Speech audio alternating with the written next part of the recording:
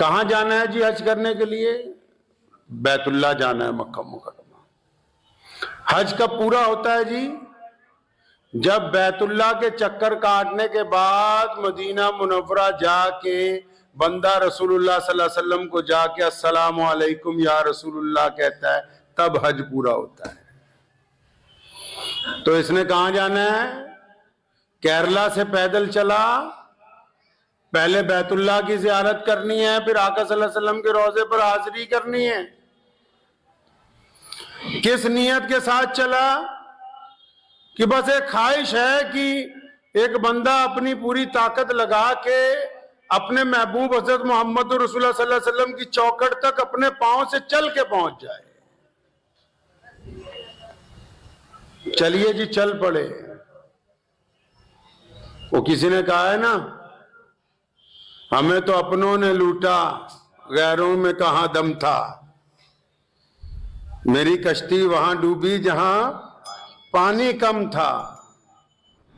अल्लामा आमिर उस्मानी ने बड़ी खूबसूरत बात की। उसने कहा, चमन के वो खुद परस्त माली जिन्हें खिज़ां रास आ गई हो, वो क्यों कर ये दुआ करेंगे चमन में फसले बहार आए। और मताए गुलशन कुछ ऐसी बाटी मेरे वफादार दोस्तों ने, न उनके दामन में फूल पहुंचे न मेरे दामन में खार आए।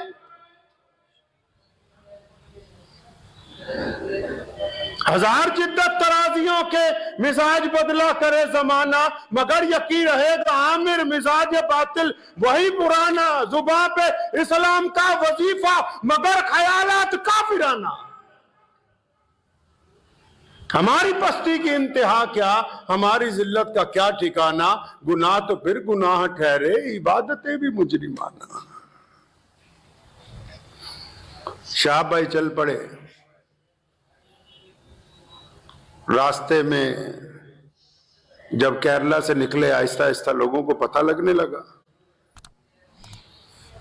तो लोग उनके पास आने लगे मुसाफे के लिए, जियारत के लिए। मैंने ये बात उनको भी कही, शाह साहब को। मैं कहा, तुम्हें कुछ अंदाजा है कि ये जब तुम चलते हो, ये इतने लोग फूल लेके आते हैं और इतने लोग मुसाफे के लिए आते हैं, घरों में से औरतें आती हैं, बच्चे आते हैं, मुसलमान आते हैं। हमारे हिंदू सिख भाइयों ने बहुत जगह आपकी जियारत की, मुसाफे किए, अपने पास ठहराया। भी क्या शाह चतुर में हीरे लगे हुए हैं? आलिम है, कोई मुहद्दिस है, मुफक्किर है, कोई ख्वाजा मोइनुद्दीन चिश्ती अजमेरी की तरह वली है? क्या है? तो हमने उन्हें कहा कि शाह भाई, ये हम जैसे जितने लोग गुनहगार लोग, हम जो बार बार तुझसे मुसाफा करने आते हैं ना, इसलिए आते हैं कि तू मोहम्मद रसूलुल्लाह की तरफ जा रहा है, क्योंकि तुमने हमारे आका सल्लल्लाहु अलैहि वसल्लम के रोजे की तरफ पैदल सफर शुरू किया है। ये जो तुमसे मोहब्बत का जज्बा है, ये दर हकीकत मोहम्मद रसूलुल्लाह सल्लल्लाहु अलैहि वसल्लम से जो इश्क है, जो जुनून है, जो अकीदतें हैं, ये उसका एक हिस्सा है जो पूरी दुनिया के मुसलमान तुम पर निछावर कर रहे हैं। चल पड़े। तो जगह जगह लोगों ने इस्तकबाल किया। यहां हमारे पंजाब में जब एंटर हुए तो मैं उनसे मुलाकाती हुआ। हमने कहा, हमारे लायक जो खिदमत होगी बताइएगा। तो चंद दिन बाद उनका पहली दफा फोन आया कि सफर जो है वो आहिस्ता करना पड़ेगा, क्योंकि पड़ोसी मुल्क वाले, जब मैं चला था जाने से पहले पाकिस्तान की एम्बेसी में गया था, वीजा मांगा था, तो उन्होंने कहा कि जब बॉर्डर के करीब पहुंच जाओगे तब वीजा दे देंगे, ताकि मियाद 3 महीने की होती।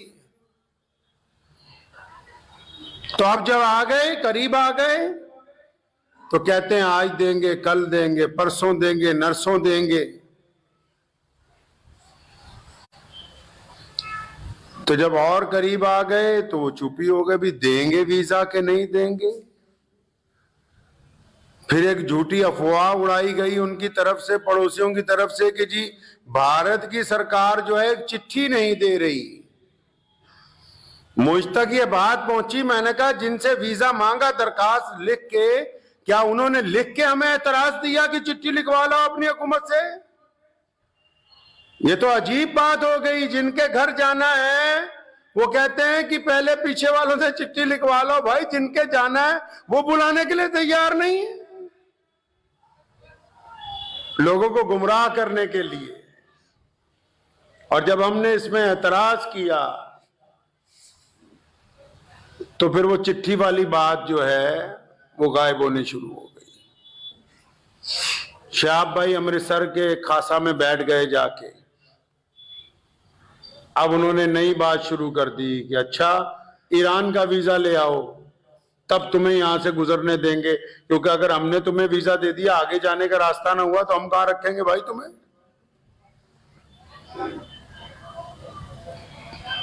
ये बात जब पता लगी तो ईरान के वीजा के लिए अप्लाई कर दिया, तो ईरान वालों ने वीजा दे दिया अल्हम्दुलिल्लाह। अब जब उनका वीजा भी आ गया तब भी आजकल हो रही है, इस हफ्ते देंगे, अगले हफ्ते देंगे, परसों देंगे, नरसों देंगे। 4 महीने हमें अपनों ने लूटा, गैरों में कहां दम था। मैं कह रहा था एक साथी को, लोहे को तो लोहा काटता है ना। ये तो जा रहा था बैतुल्ला की तरफ, भारत की सरकार ने तो कोई एतराज नहीं किया। मैं ये इसलिए नहीं कह रहा हूं कि ये हमारी सरकार है, इसलिए कह रहा हूं कि दुनिया की सबसे बेहतरीन बड़ी तादाद में मुसलमान इस मुल्क में रहते हैं और हमें पता है कि अपनी हकूक का, अपने दीन का, अपनी आजादी का तहफ्फुज किस तरह करना है। हमने कभी किसी से डर के कोई काम नहीं किया है। हो सकता है, होता रहता है, कुछ फिरका परस्त शोर मचाते रहते हैं, लेकिन इसका मतलब ये तो नहीं कि हमने अजान देनी छोड़ दी, नमाज पढ़नी छोड़ दी। इसका मतलब ये तो नहीं कि हम दीन पे नहीं चलते। इसका मतलब ये तो नहीं कि हम अकायद की हिफाजत नहीं करते। मुल्क का, हमें इस बात का फख्र है कि हमारे मुल्क का कानून इस हद तक मजबूत है कि अगर मजलूम आदमी हक और इंसाफ की लड़ाई लड़ने पर आ जाए तो किसी ना किसी मुकाम पर जाके आज भी इंसाफ का डंका इस जमीन के ऊपर बजता है। आजकल करने लगे जी।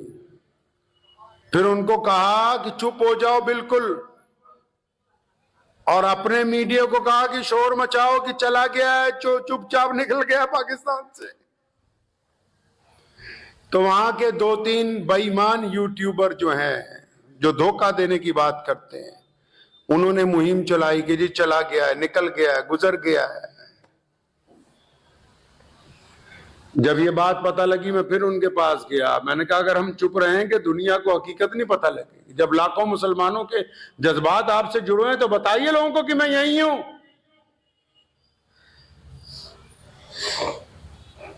तो जब बताया तो फिर वो हैरान रह गए कि झूठ पकड़ा गया। 4 महीने वो जो उस बंदे ने अमृतसर में गुजारे, 3 महीने का सफर यहां पर कर दिया। 3000 किलोमीटर पैदल चलने के बाद मैं बड़ी माफी के साथ पाकिस्तान के तमाम उलमा रब्बानीयीन ने, हर जगह हर बंदा नहीं खराब होता, और वहां की आवाम से माजरत के साथ कहना चाहता हूं कि पाकिस्तान की हुकूमत बददियानत हुकूमत है, धोखेबाज हुकूमत है, बेईमान है।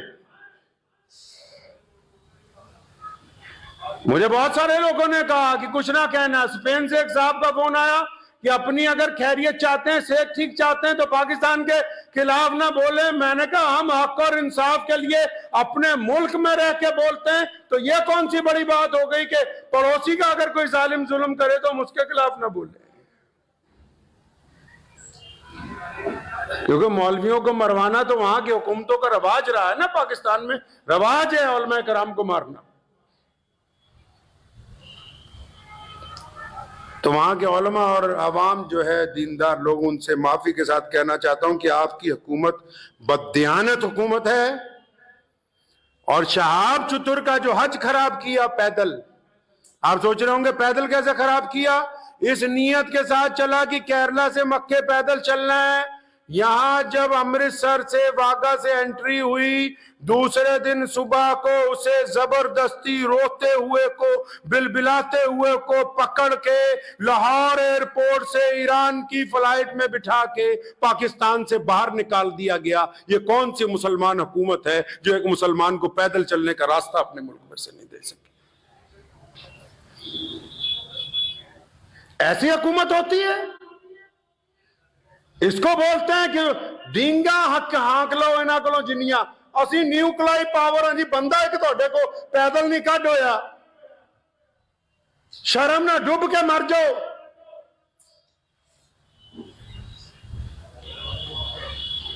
कितना करम है। मैं आप ये देखें, हम इस मुल्क में, अलग बात है जो फिरका परस्त कुछ कहते हैं, और जब कहते हैं तो उलमा उसका जवाब देते हैं, अदालतें उसमें इंसाफ करती हैं, लाखों लोग मुसलमान नमाज पढ़ते हैं, सजदे करते हैं, इज्तिमा होते हैं, एक मुसलमान को पैदल रास्ता नहीं दे सके। एक उसका कसूर क्या है जी? कि वो भारत में पैदा हुआ, क्योंकि वो हिंदुस्तान में पैदा हुआ है जी। काश के हिंदुस्तान की भारत की सरहदें ईरान तक लगी होती तो आज ये बंदा खैरियत के साथ चलता हुआ मक्का मुकरमा अपनी उम्मीद, और जो उसने अल्लाह ताला से अपनी उम्मीद दिल लगाया कि मैं पैदल वहां तक पहुंचूंगा, आराम से चला जाता। तो इस हुकूमत ने क्या बेईमानी, इस बेईमानी में सिर्फ पाकिस्तान एम्बेसी के अफसरान नहीं, शहाब चतुर टीम के कई गद्दार शामिल हैं, जो चतुर के नाम पर बिरयानियां भी खाते रहे, जेबें भी गर्म करते रहे, और बाद में घड़ियाली आंसू रो के मुसलमानों को दिखाने भी लगे। वो बेईमान यूट्यूबर गिनती के चंद ईमानदारों को छोड़ के जो सारा दिन धोखा देते हैं, बिल्कुल जैसे रसूलुल्लाह ने गेहूं की बोरी में हाथ डाला, नीचे गीला गेहूं था। जो यूट्यूबर सारा दिन झूठ बोलते हैं सिर्फ चंद चांदी के सिक्कों के लिए कि 5,000, 10,000, 50,000 आमदनी हो जाए, दबा के झूठ बोल रहे हैं, तो ये भी तो मोहम्मद रसूलुल्लाह सल्लल्लाहु अलैहि वसल्लम के उसी हुक्म में शामिल है।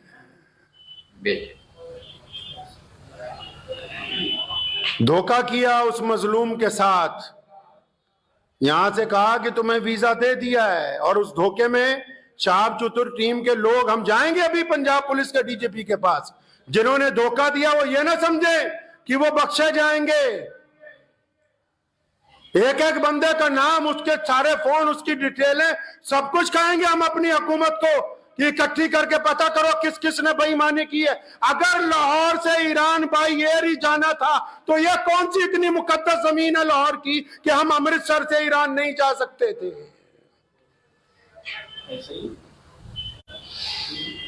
वहां कौन से बहुत बड़े मुहद्दिस बैठे हुए थे लाहौर के अंदर जिन्होंने उसे उठा के जहाज के अंदर बिठा दिया? आज भी यूट्यूबर झूठ बोल रहे हैं जी, सुभान अल्लाह माशाअल्लाह। वो बताओ कि रो रहा है, बताओ कि बिलख रहा है, बताओ कि उसकी उम्मीदों पर पानी फेरा गया, बताओ कि उससे बेईमानी की गई, बताओ कि शहाब चतुर को धोखा दिया गया। क्यों नहीं बोल रहे मुसलमानों को धोखा? फिर ये कहना जी असी तो मुसलमाना दी सरकार है, लानत है ऐसी सरकार के ऊपर। काफिर और कहते किसको है जी?